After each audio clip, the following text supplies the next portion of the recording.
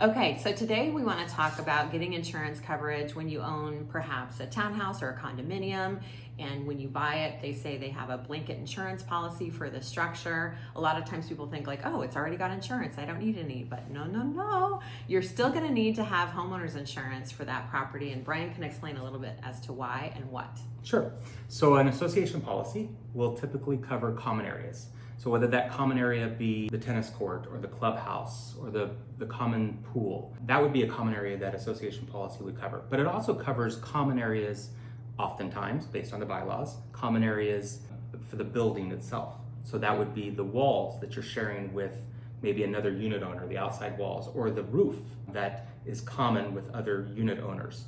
So that's typically what that association policy will cover. And that's all spelled out in the bylaws, which is a good idea to get a copy of that bylaw and have your insurance agent read through it to make sure that your unit owner policy picks up the things that your association policy does not.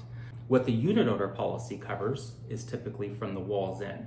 So if you were to think of your flooring, the cost of replacing that, your cabinetry, your fixtures, your countertops, all of those type of things aren't common areas. Right. That's something that you can update and you own. So a condo policy or a townhome policy would be something that would pick up replacing those items. Right. So something I've heard before, and you've mentioned it too, is stud to stud is still the responsibility of the homeowner, basically the contents of that common area structure.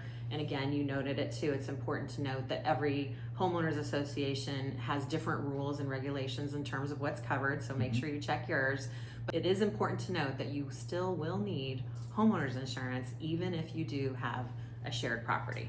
And one other item that you may want to just consider is you most likely have assets as well. So whether it be the equity you have in your property, your retirement account, some stocks, those are all things that if something was to happen, somebody can go after those things. And so your condo owner policy will also cover your liability, whereas the association policy is just taking care of their liability. Right. So having that liability protection as part of your condo owner or townhome owner policy is important as well.